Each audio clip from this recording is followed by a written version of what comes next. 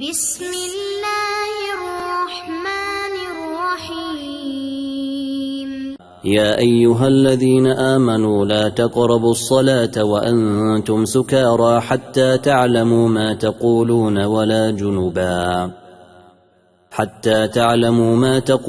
ولا جنبا إلا عابري سبيل حتى تغتسلوا، وإن كنتم مرضى أو على سفر أو جاء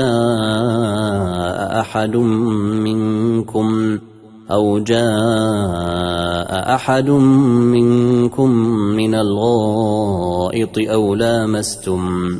أو لامستم النساء فلم تجدوا ماء فتيمموا صعيدا طيبا فامسحوا بوجوهكم وأيديكم، إن الله كان عفوا غفورا. ألم تر إلى الذين أوتوا نصيبا من الكتاب يشترون الضلالة ويريدون أن تضلوا السبيل، والله أعلم بأعدائكم، وكفى بالله وليا وكفى بالله نصيرا. من الذين هادوا يحرفون الكلم عن مواضعه ويقولون سمعنا وعصينا واسمع غير مسمع وراعنا ليا بألسنتهم وطعنا في الدين، ولو أنهم قالوا سمعنا وأطعنا واسمع وانظرنا لكان خيرا لهم وأقوم، ولكن لعنهم الله بكفرهم فلا يؤمنون إلا قليلا. يا أيها الذين أوتوا الكتاب آمنوا بما نزلنا مصدقا لما معكم من قبل أن نطمس وجوها فنردها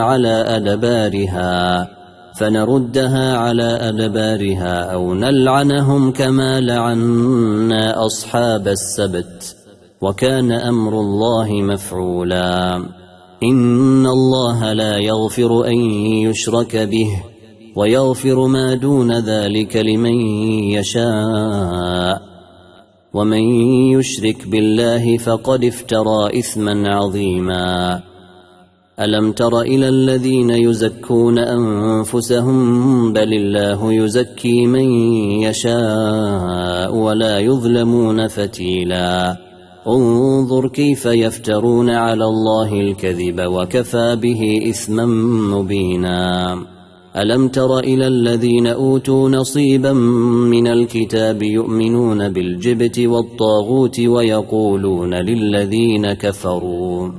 ويقولون للذين كفروا هؤلاء أهدى من الذين آمنوا سبيلا، أولئك الذين لعنهم الله، ومن يلعن الله فلن تجد له نصيرا. أم لهم نصيب من الملك فإذا لا يؤتون الناس نقيرا، أم يحسدون الناس على ما آتاهم الله من فضله، فقد آتينا آل إبراهيم الكتاب والحكمة وآتيناهم ملكا عظيما، فمنهم من آمن به ومنهم من صد عنه، وكفى بجهنم سعيرا. إن الذين كفروا بآياتنا سوف نصليهم نارا، كلما نضجت جلودهم بدلناهم جلودا غيرها ليذوقوا العذاب، إن الله كان عزيزا حكيما.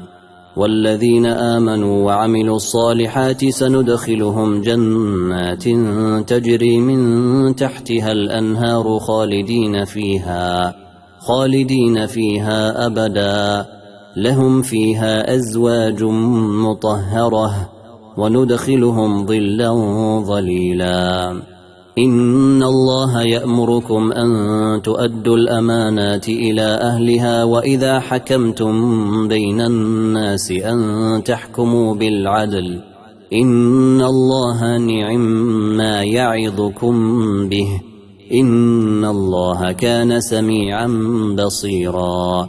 يا أيها الذين آمنوا أطيعوا الله وأطيعوا الرسول وأولي الأمر منكم فإن تنازعتم في شيء فردوه إلى الله والرسول إن كنتم تؤمنون بالله واليوم الآخر ذلك خير وأحسن تأويلا.